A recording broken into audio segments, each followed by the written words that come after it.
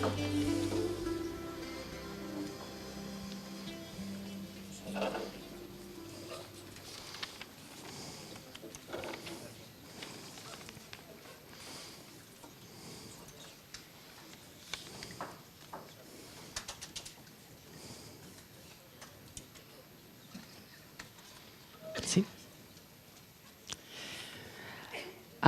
Hola, bona tarda a tothom.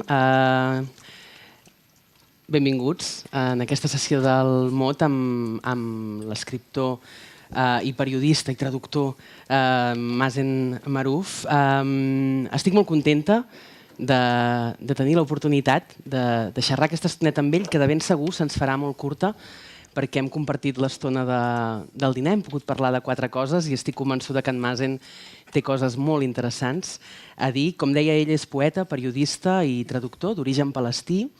Va néixer el 1978 a Beirut, on va viure fins que es va traslladar a Islàndia, que és on viu actualment. Ha publicat 3 llibres de poemes i 2 llibres de relats curts, acudits per milicians, que en català ha traduït una bona editorial, i en castellà Alianza, i Les rates que llepen les orelles d'un campió de karate, que encara no s'ha publicat aquí, però que esperem amb moltes ganes, perquè aquest Acudits per milicians ens ha agradat molt. També va agradar molt en general perquè va guanyar el Multaqua Prize for Arabic Short Story, un premi molt important.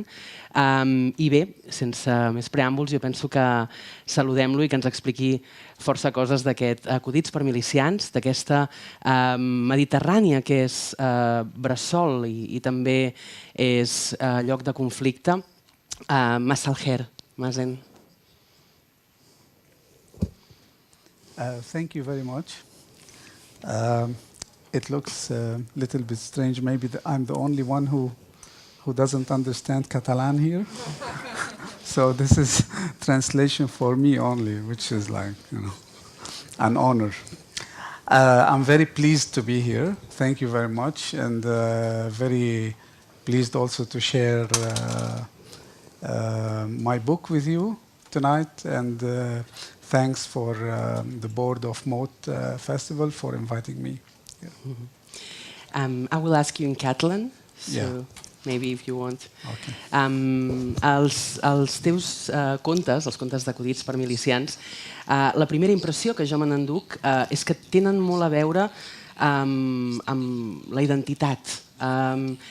I llavors penso també una mica en la teva història personal, no? D'origen palestí, els teus pares eren refugiats, tu vius al Líban, vas a parar a Islàndia, constantment la teva vida és un xoc i una coneixença entre diferents cultures. Well, sure, it's kind of clash, but inside me, like not outside. Well, actually, this is it's very. Thank you for this question, because I think I was born in Lebanon as a Palestinian refugee, and I've never been in Palestine until 2015.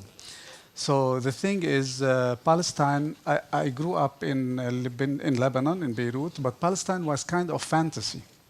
And I was always told that I'm Palestinian. But I didn't know in what way I'm Palestinian, because I've never been in Palestine. I had nothing to do, like, I'm not living there. I don't share Palestinian memories as like Palestinians who are there. So Palestine and the identity of being Palestinian was sort of fantasy in a way. And if I want to relate to your question or to try to find an answer, then I might say that yes, like I always thought of my Palestinian part as a very far part, which is like a kind of a fantasy, whereas like reality was something else. I was living Lebanese memories as any other Lebanese. I was sharing the same experiences more or less with Lebanese people. So, and then I left to Iceland. The thing is, I always had this confusion between being, if I am Palestinian or I am Lebanese, or how much I'm Palestinian and how much I'm Lebanese. And then I left to Iceland, which is like up north, and I was given the Icelandic citizenship. And that was meant maybe to make my worries about my Palestinian-Lebanese identity less, but it troubled me more because I had to deal with three identities now, you know, Icelandic, Lebanese, and Palestinian. Of course, it's wonderful to live in Iceland, but it's also more wonderful to leave Iceland when it's so snowy and come to Spain or to Catalan for some sun as well. Aquesta part... Oh, yes. Yeah. Yes. And I say yes, like she speaks to me in Catalan, I say yeah. Estaves parlant, ara tindrem un xoc d'idiomes també, amb això de les identitats. Parlaves precisament d'aquesta fantasia, d'aquesta identitat que és com una fantasia i una altra... Sorry, what happened now? Yes, now English, okay. Parlaves també d'aquesta identitat, del fet de ser palestí com una fantasia, i penso que una altra cosa que també hi ha en aquest acudits per milicians és que tots els contes, d'alguna manera, passen en llocs que són difícils de detectar, passen en una mena de terra de ningú. No podem dir exactament aquest conte està passant aquí, bé sigui un territori en conflicte, que en parlarem més tard, o bé sigui una situació determinada. També portes aquesta fantasia del lloc a la teva literatura. Well, definitely. Actually, I think it's even more personal in a way that I always felt not brave enough to confront my reality and my personal life. You know, some authors have the strength and the imagination to write about their personal life and put it in literature, but still they can be able to go through themselves and write about it. I was not able to face the things that I witnessed in Lebanon or to confront my personal experiences in a way that I would use them directly in the form of literature. So I think at the same time I was haunted by these memories of war and certain events that stayed with me since I was a child.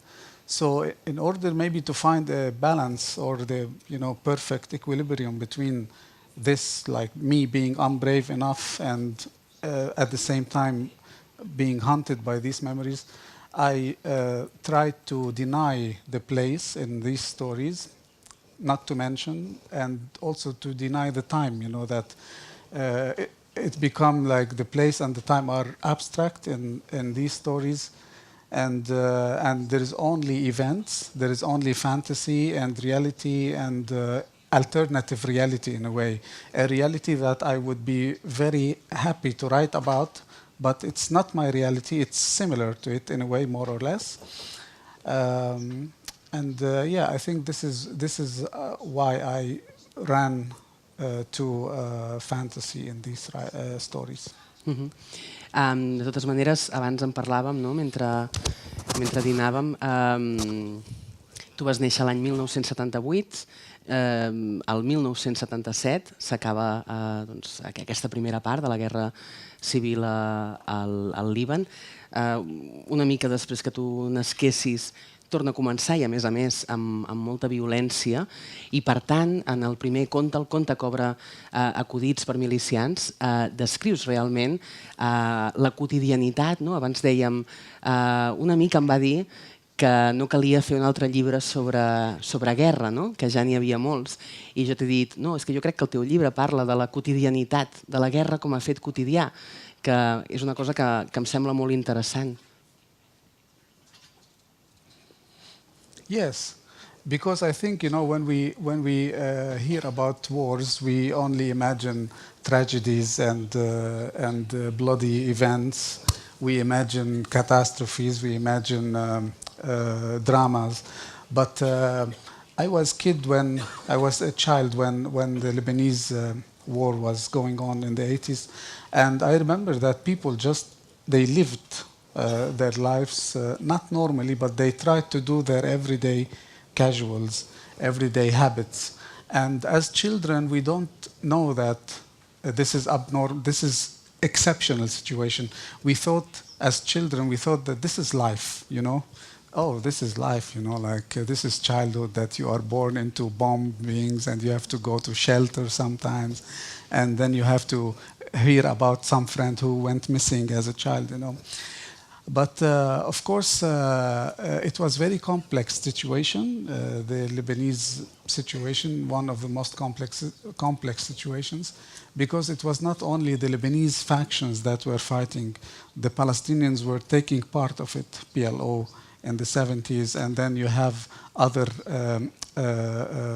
regimes around Lebanon that were also helping parties fighting by money or by, you know, political support. So it was, and also it was actually part of the Cold War, because one of the brilliancies of the ex-Soviet Union and the Americans, you know, they are brilliant. Americans are brilliant in conducting wars and projecting them outside. That the only, you know, this is something about Iceland, that the only direct confrontation between the Soviet Union and the United States during the Cold War happened in Iceland on a chessboard between Boris Spassky and Bobby Fischer. That was the only time they confronted each other directly. It was in 1972, I think, or 71. And it was in Iceland, and other than that, they always fought outside their territories, but not, you know. So, like, of course, the Soviets were funding or supporting some factions, the leftists and the Americans also. It's the classical way they did it. So it was like, as children, as people who have nothing to do with this, we found ourselves in a kind of roller coaster, you know. We don't understand what's going on, but we are living. And people also, they felt so helpless that the only option they are left for themselves is either to kill each other, to kill themselves, or to continue living, you know, as normal as possible. Hi ha una... Perdó. Hi ha un passatge d'aquest conte que obre Acotit per milicians, precisament en què jo hi veig molt clara aquesta quotidianitat del conflicte, de la guerra, del territori ocupat, quan hi ha un personatge que mor, no avançarem quin, i dediques només, abans t'he dit 2 línies, però jo diria que hi dediques pràcticament 2 paraules. I tu, com a lector, que estàs rient, perquè en Mazen ha escrit un llibre molt divertit, amb molt d'humor, ara en parlarem, de cop i volta et trenques i t'emociones i fas plorar amb 2 paraules, però per tu com a escriptor penso que aquestes 2 paraules també simbolitzen aquesta quotidianitat. Va passar això, vam anar aquí, vam anar allà, i de cop i volta un míssil va caure damunt d'un autobús i després, a la següent línia, la vida va continuar, no? Yeah, I think in this story particularly, it reflects all these moods of people during these times, you know, that people don't only cry, they make fun of each other, they try to harass each other, you know. I remember I lived in, like, even when we were in the shelter, sometimes the bombing is everywhere and we can hear these big shells falling around us. But at the same time, people in the shelter, they are scared, but they are trying to make fun of each other, you know. If there is an opportunity to make fun of this guy sitting in this way or doing something or being scared in some way, they would take a chance to do it, you know. So, and I think this is one of the things that are amazing about human beings, that sometimes you don't realize how strong you are or how careless maybe you are, you know, in a way that the thin line between death and life disappears. And you enter this like zone where you don't know if you're going to be alive or dead the next moment, but you don't care. And you only care for the present moment and you want to exist in the present moment. And I think humor and sarcasm is a very fine way to demonstrate your existence in life. també hi ha aquesta pebrotera, diguem-ne, aquesta planta que dona pebrots en l'acudits per milicians, en què cada fruit, cada pebrot, representa un membre de la família.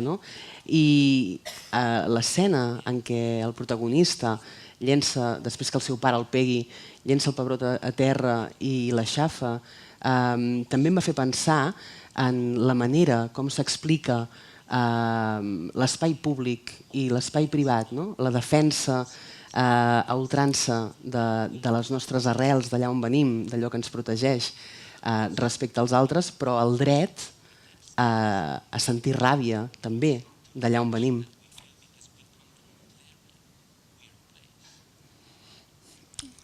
Yeah, I think so. I mean, I cannot say that I did this on purpose, because what I know that I was, there are some events that kept hunting me, and I wanted to get rid of the reality in which they existed, and this reality was the reality that I wanted to run away from.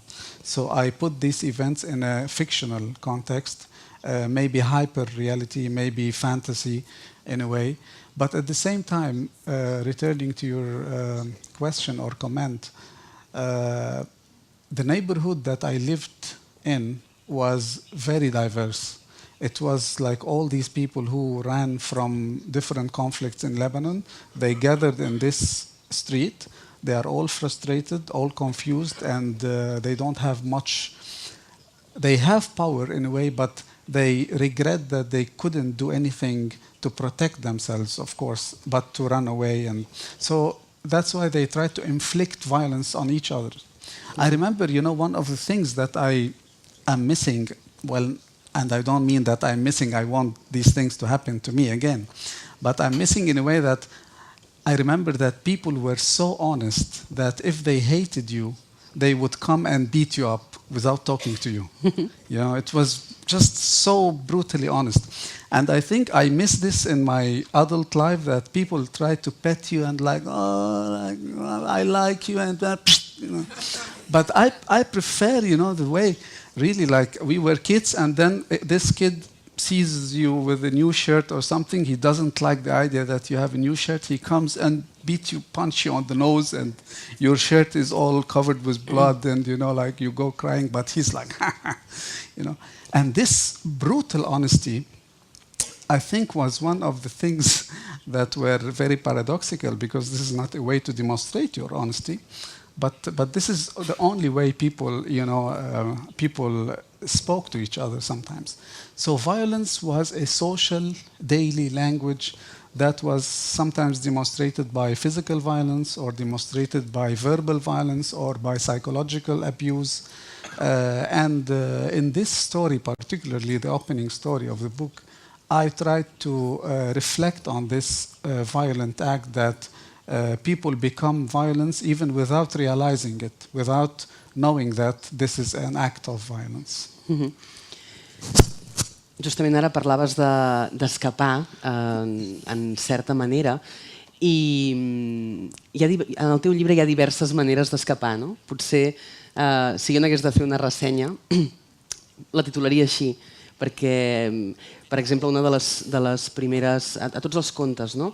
Hi ha la parella que té cura d'un coàgul de sang, per exemple, o el tiet que vol ser torero, no?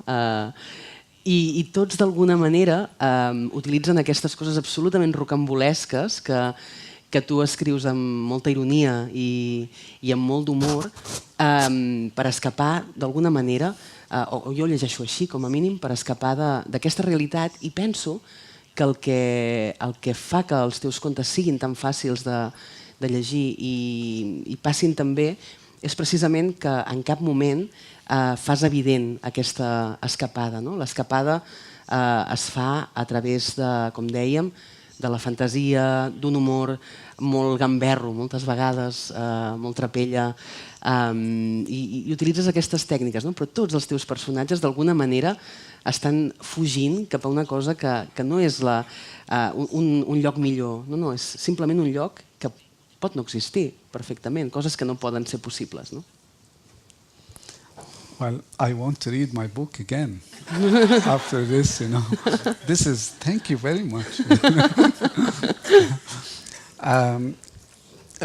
Yes, actually, these people in these, well, you know, these people that I lived with, I love them very much, really. You know, they taught me lots of things without knowing. Even this brutal honesty, I carry it with me. That's why I have only few friends in life, really. But I don't beat somebody because I don't have the strength. Not because I am peaceful or anything like that. It's just for practical measures, you know. I don't want to come to MOT with an eye like that or something. But yeah. But I bet that many writers won't tell you this, but they think about it day and night, and especially against their fellow writers, you know, like their colleagues or something. But of course, these people are stuck in this area. No one of us had any means to leave. We were very poor. All these people were very poor. Our homes that were destroyed by the war were not available. They were still destroyed. So people couldn't really do anything but to remain stuck and to chase their dreams from the place that they are in a way that they know that they cannot achieve their dreams. They cannot really go to what they wanted. But at the same time, it was through fantasy that they would imagine things, they would create stories sometimes. And of course, in literature, you have to add humane value to these characters in a way. When I finished this book, I thought of mainly these people, but also my mom, because mothers in Lebanon were the true heroines, that they were protecting their children, running with them from shelter to shelter, trying to provide food and water, and they were very, very strong. Nobody speaks about them in any, you know, only the people speak about fighters and officers and parties and leaders, but nobody talk about these mothers that who did everything possible to protect their children. So I speak of my mom and similar mothers, and also I honor these people, these characters that I write or demonstrate in the book, is like I'm showing them love by putting them in horrible situations. Luckily, I don't think anybody of them read the book, you know. But if they read and felt angry, I would really try my best to prove that this was my good intention. I diries, per tant, que escriure literatura, fer literatura des de llocs en conflicte, no? Ara pensava en aquesta fantasia de Cortázar o en Bulgakov, no? Em venien al cap aquests noms mentre parlaves. Aquesta fantasia sorgeix d'una manera més evident en territoris de conflicte, en llocs on hi ha conflicte, i per tant aquesta escapada és més necessària, diries? Oh, definitely. Of course, I like fantasy. For example, speaking about Bulgakov and Cortázar, I would also tell you that I like Gogol. For example, Nikolai Gogol stories, Guy de Maupassant, Kafka, Buzzati. There are different writers who wrote about war situations, but in a very fantasy, in a way of fantasy, like. And not necessarily, you know, you don't need a war scenario or war background to write a fantasy. In a way, I think one of the things that are wonderful about life, that sometimes it gives you signs that opens up your imagination to a better or more beautiful reality. And this reality is so beautiful that it has to be only literary reality. This is the beauty of this alternative reality, that it is not made to be lived. It's made to be written only and to be enjoyed individually. So like writing is a very individualistic work, you do it alone, but when you do it, you are doing it to one reader, so everybody reads the book differently, so the book never reaches people in the same way. And I think this is one of the very strong connections between humans, and which literature is able to do. So I think, yes, it's also very challenging fantasy, and here I tried to make it very blunt and very rough, the fantasy, mainly because I'm writing short story, not a novel, and I had to polish the short story and cut and be sharp sometimes. At the same time, I wanted to magnify this brutal fantasy in the stories and the brutal situations, to be honest as much as possible to the origin of these stories. Som al MOT, que enguany, ja ho saps, està dedicat a la Mediterrània. Abans parlaves de fer aquest homenatge o de donar un lloc, o de posar en un lloc horrible aquests personatges dels teus contes per riure una mica de la situació. Parlaves de gent que es queda encallada, i a mi em venia al cap aquesta Mediterrània que, per exemple, a la conversa d'ahir se'n parlava des del caràcter, des de la cultura, des d'allò que ens fa mediterranis, i jo tota l'estona pensava, ostres, tota la Mediterrània àrab, diguem-ne, que és una part molt important del bressol d'aquesta Mediterrània, és precisament on ara com ara hi ha més conflicte, i tota aquesta Mediterrània més europea, diguem-ne, està mirant més cap a Europa que cap a la seva Mediterrània, cap a la cultura amb què comparteixen bressol. No sé què en penses. Definitely, we are not living the best times in the Mediterranean, in our part of the Mediterranean. And I think it's getting more and more interesting, the Mediterranean, how its character is being divided and scattered and schizophrenic in a way that, you have these main Central European countries that are on the Mediterranean.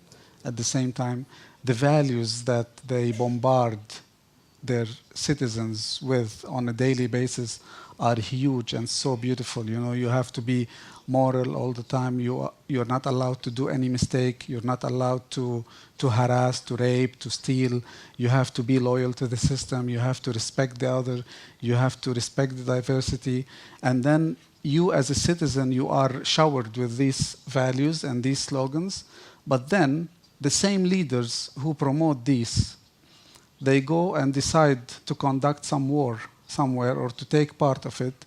And as a result, these immigrants are fleeing to Europe because it's the more peaceful part.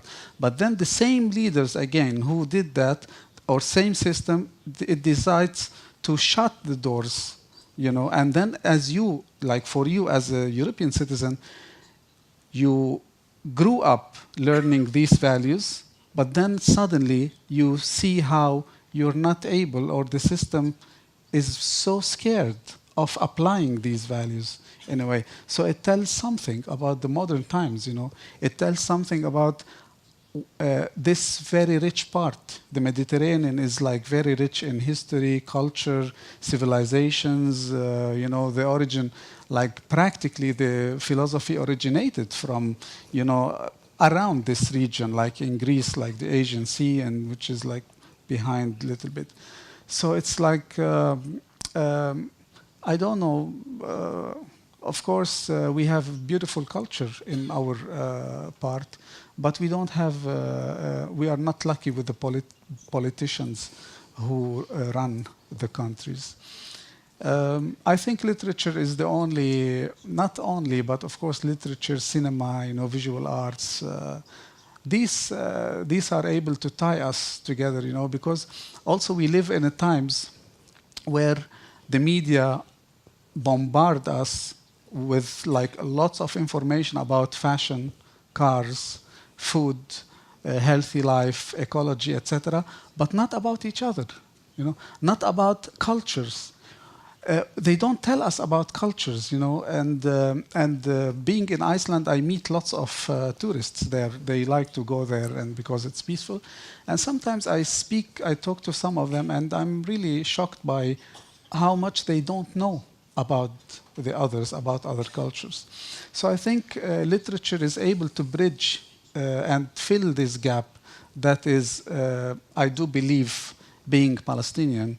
And from that part, we believe in conspiracy theories, and, and we are very dramatic, So I believe that it's done on purpose, not to let people know about each other, and to know how much they could be similar, not different, from each other. Abans parlàvem, fa una estona, m'explicaves que vas estar a Grècia als... Ai, sorry. I don't know why I keep saying...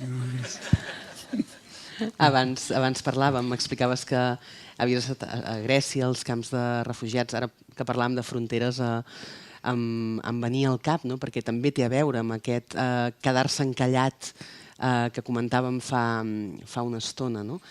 Tota aquesta gent que fuig d'una situació molt complicada i molt conflictiva, que vol venir cap a Europa i que de cop i volta les portes es tanquen les fronteres, i aquesta Mediterrània, que és bressol de la teva cultura i de la meva, es converteix en un lloc on la gent mor.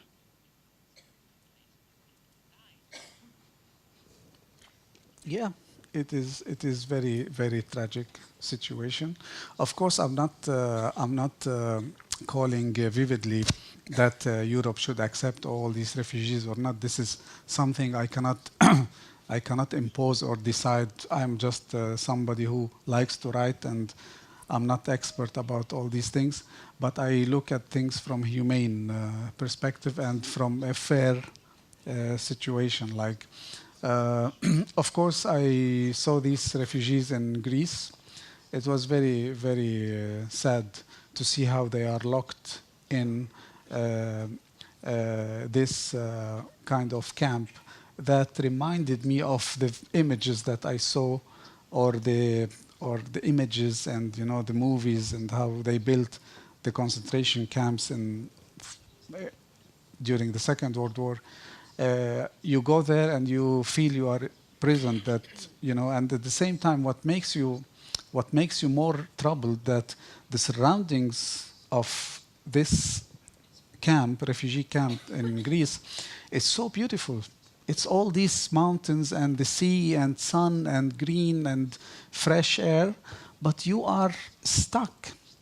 And this is like, I think on a psychological level, has lots of things to, like ignite in people to, I don't know, there is something that's very troubling, So these people, when they are going to leave and for Europe or go home, of course they have experienced this waiting situation, which is very, very unpleasant. It's very tragic as well, and makes me think sometimes of all these mythologies that we read about, and how this area of like this region, the Mediterranean, is always into some sort of a story that is more or less the same through history. De fet, els teus pares mateixos van arribar a Beirut pels vols de l'any 1947, si no m'equivoco, i van viure això, com a refugiats sense passaport. Per tant, és una situació que tu has viscut a casa des que eres ben petit. Yeah, that's true. One of the sad things that is my parents don't have passports, My father had to flee Palestine in 1948. He was a kid. of course. So my grandparents had to leave their homes in 1948 and flee to Lebanon. And my mom was born in Lebanon, but she was born as a refugee. So I am the third generation of Palestinian refugees in Lebanon. And I don't know, sometimes I think about it, I don't know how they could stand that all their lives they don't have passports. You know, my father is 76 now, and my mom is like 65, and they don't have passport. They never traveled anywhere, and they don't even think about it. It's for them not a dream, like it's like something impossible to happen, and I think it will never happen maybe. But it's a terrible situation. You know, it's a terrible situation and a very sad situation. And I am the only one in the family who has a passport. You know, I have the Icelandic passport, so I'm the only one among my siblings and my parents who is able to travel. So this also sometimes makes me uncomfortable when I say, oh, I traveled to Catalan, or I went to, I don't know, Germany or France, and that they can never leave. You know, so I sometimes very careful not to tell much about what I'm doing, for example, or if I'm invited, what I said or not. You know, that's why I say things. You know, because nobody is going to tell my mom. Abans parlàvem i em feia molta gràcia i pensava que connectava molt bé amb el tema d'enguany del festival. M'explicaves com va ser la teva arribada a Islàndia, no? Amb aquest caràcter que explicaves, no? Tan frontal, tan d'anar de cara, de dir les coses tal com són, i et topes amb els islandesos, no? Que deuen ser com els antagonistes del que s'entén o del que entenem o del que volem entendre pel caràcter mediterrani. Very different. Yes, very. Sometimes I think, you know, sometimes I'm preparing food at home, salad or something, and then I stop for a second and they say, am I in Iceland? No, really, maybe I'm dreaming, or am I really in Iceland? You know, and then I go to check. Yeah, I am here. You know, because it's so surreal. Icelanders are very kind people and very, very interesting people. They have a very good literature actually, and they are not as expressive as us. You know, we can be on fire. The people of Mediterranean, you know, we are very expressive. We say things. We don't care about, you know, like what consequences will be there. But Icelanders, they have to drink a lot to say something. You know? Really. And that's why the people who make alcohol in Iceland, they are the most rich people, the richest people, because you know, it's very expensive alcohol there, and also you have to drink a lot to say confession to your girlfriend or something, you know. So, but one of the things about Iceland that's very, very interesting, that when I got this invitation to go to and live in Iceland, I thought, because I'm ignorant, you know, I don't know much about Iceland. We didn't know that Iceland has this number of writers as well, like big number of writers. So I thought, oh, I'm going to be the first writer maybe in Iceland. You know, like, of course, I'm so ignorant that I don't know that Iceland has a Nobel Prize winner in 1955, Halldór Laxness. He won Nobel Prize in Literature. But for political reasons, again, we are not learned in the Mediterranean or in Lebanon that there is a literature coming from these countries. We only are taught about literature that comes from the countries that colonized us in the first level, you know, and then other countries, you know. So, and I remember this, like in Iceland, that few days after I went there, I arrived there, I had problem in my sink. You know, my kitchen, suddenly the sink is clogged, and of course I'm not a bourgeois, I can do it, but I really tried and didn't work. So I called a plumber, and the plumber came, and he's like an old man, like 72, 74, and he's like, oh, he's like fixing down, like going down and trying to fix. So what do you do for a living? He asked me, and I say, I'm a writer. Oh, me too. And then he's like, I was like, oh, okay. Yeah, so wait. He leaves the sink and he opens his bag. This is my book. Take it. It's like, okay. Do you have a book? No. Okay. Take it. So it's like, so I learned a good lesson that, okay, Icelanders, and they are really, many of them are writers, they are good writers there. So it's very, very interesting to be among them. Em semblava molt interessant això que explicaves ara, no? Del fet que la literatura, o certa literatura, o alguns autors, no circulin amb normalitat precisament per motius polítics. I pensava, ostres, deu ser molt important la literatura al capdavall, perquè no la deixin entrar a segons on. Tu la veus com aquesta arma, diguem-ne, o com aquesta eina que realment pot fer canviar les consciències i despertar aquest esperit crític tan necessari. Sure, yeah, can be. Can be if you publish literature with some certain ideology of hatred or ideology of fascism, or then of course it affects people, because literature is capable of touching emotions of people, and this is very dangerous zone, like if you don't know how to do it in a way, or if you want to manipulate the emotions of people, definitely.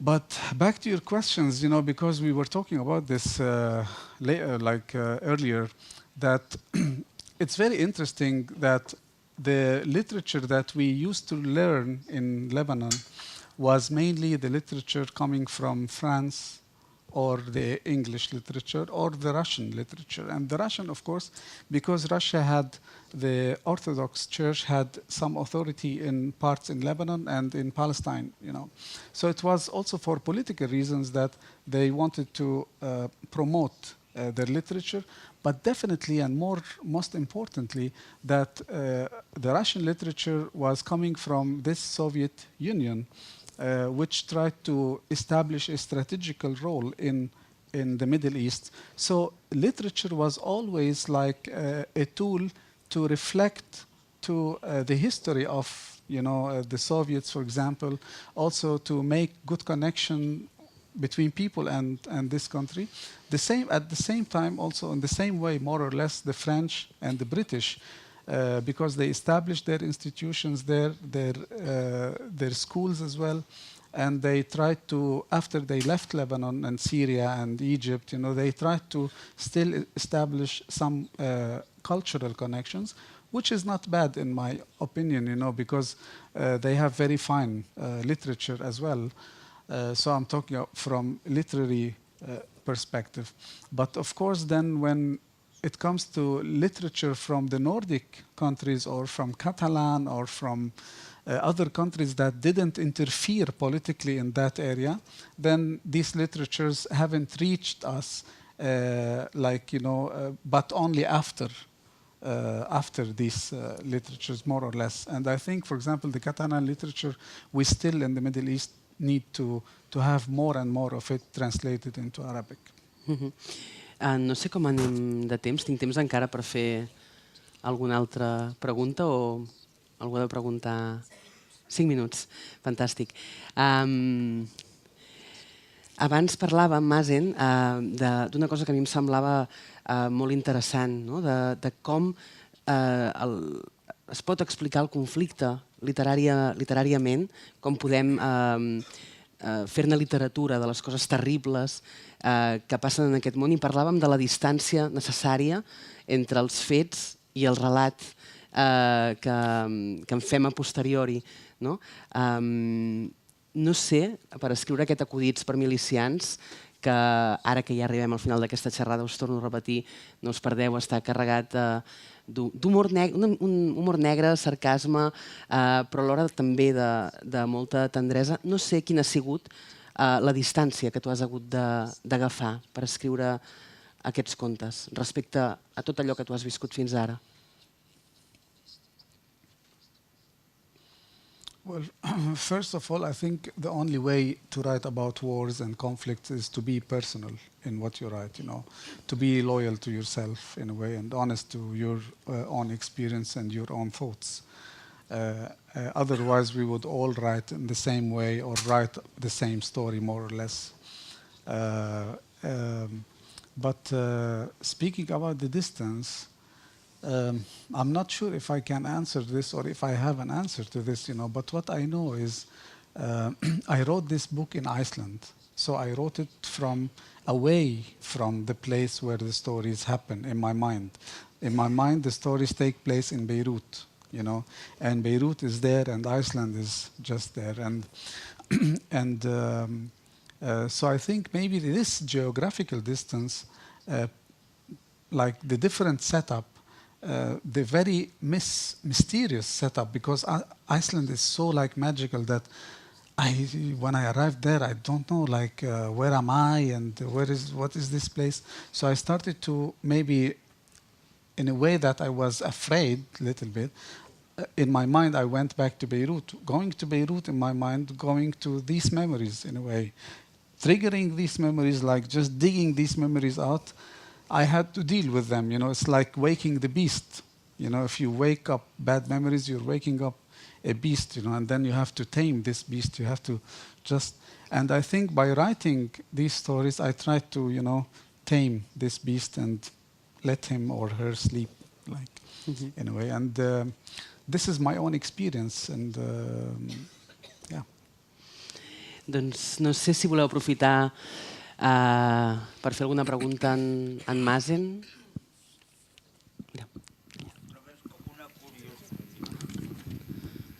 Només una curiositat. Hi ha un relat que es diu Torero, o Matador, és dir, d'on t'has tret a Luis Miguel Dominguín? Sí, sí, sí. Okay. Well, actually, of course, I was writing this story because we had these neighbors in Beirut, and these neighbors were used to work in a slaughterhouse, so they would always come home covered with blood, but also with these knives that are, because they were doing it manually, no machines, nothing. So they would. But I never really wanted to go see this. I was a kid, but these guys who would hang out with you before they go take shower, with blood and the smell and everything. I think it came from this. But while I was writing the story, I wanted to push it a little bit, to push the fantasy a little bit, that I wanted to say that the suit of the bullfighter was the real suit of the champion, but I don't know. I know nobody, So I had to search, of course. I won't tell you that I dreamt of him. I saw him in my dream, and so I had to search, definitely. And of course, as I said, I was very interested in the bullfighting itself. Not that I want to do it. It's like this tragedy that happens, and how people are cheering up, and they are favoring an individual over another, being over another, just because this is an animal, or bull, and this is a human, and the way the bull is doing everything possible for his life, and it's so tragic. It's like the ancient Greek mythologies. It always fascinated me how people are very happy after the bull dies. So I thought, okay, the craziness is not only happening in my part of the world, but everywhere. It takes different shapes, and that people always try to find something to be crazy about. Algú més? Mira.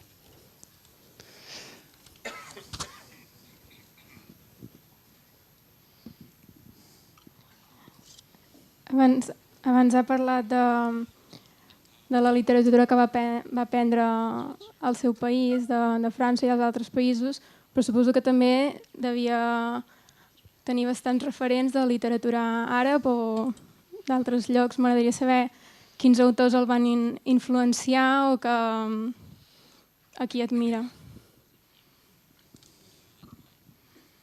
Well, I do believe that I read books, and every book that I read had left something good. For example, when I read Don Quixote by Cervantes, it had a big impact on me. You know, I cried. You know, I cried when I read two books, like Les Misérables by Victor Hugo and Don Quixote, because it was very tragic. But as you are asking me this question, I'm saying this to you not because I'm sitting here in Catalan, you know, but I'm telling you about the books that I favor in terms of imagination. And also 1001 Night, for example. This is book, the first attempt to read this book left me with lots of nightmares. You know, like I couldn't finish, I couldn't continue. Then I had to read from the beginning. But like all these books, recently I'm reading, for example, Javier Marias, the Spanish writer, and I liked him a lot. I liked what I read. I'm reading graphic novels recently, like for the past 3 years. I'm just focusing on graphic novels, and I'm totally fascinated by this literary value that these books have, you know. But if you want to ask me about few books, I would say like 1001 Night and Cervantes, the books of Kafka, for example, Hunger by Knut Hamsun, the Norwegian writer. He has a novel called Hunger. There are books that just remain there. And also the comic books that I used to read and sometimes steal from the grocery store, you know, when I was a kid. Really, I would do this every Thursday, you know, because I couldn't afford buying the magazine. So I would go every other Thursday and put the two magazines inside each other and roll them and pay for one. You know, that's like. So I was 9. You know? Yeah. So I hope. Okay. Now I'm saying. Quina és la llengua mare d'un escriptor palestino-libanès nacionalitzat islandès? En quina llengua escriu els seus llibres? Causa algun tipus de traumatisme el fet d'haver de triar una llengua o altra? Yeah, when I am writing, I use Arabic. Yes, I write in Arabic, but mostly in Iceland I read in English. So, of course, this adds to my schizophrenic skills, you know, that I have an issue with identity, and then I read in English, but I write in Arabic. And definitely, I think it's good. It's always good. Arabic language is very, very interesting language. Unfortunately, because of the Ottoman occupation that lasted for almost 5 centuries, and then the World War and Second World War, the French mandate, and so on, and then after the Second World War, the dictatorships in the Middle East. All these, like we are talking from the 16th century until 2010 probably, that the Arabic language was not allowed to develop. It was not allowed to be renovated, because renovating a language is like renovating the mentality, because the language, as Walter Benjamin says, the language is a demonstration of the mentality that stands behind, behind it in a way. It demonstrates the world in different mentality in a way. So I think, so that's why changing or opening up the language, allowing any renovation would threaten these regimes, because it would open up new horizons in people's minds and suggest new forms of thinking. That's why, reading English and writing in Arabic, it gives me the chance to try to be not following any classics in the Arabic standard that I used to write, but sometimes to try to break the form of the sentence or the style, Like, for example, in this book, I wanted to be loyal to the dialect of people sometimes, you know, how they talk to each other and how broken the language they use is. Ningú més? Doncs moltíssimes gràcies. Jo penso que, ja us ho he dit, el llibre és molt divertit, penso que us pot agradar molt. Crec que després d'escoltar en Mazen ja veureu que de sentit de l'humor no li falta.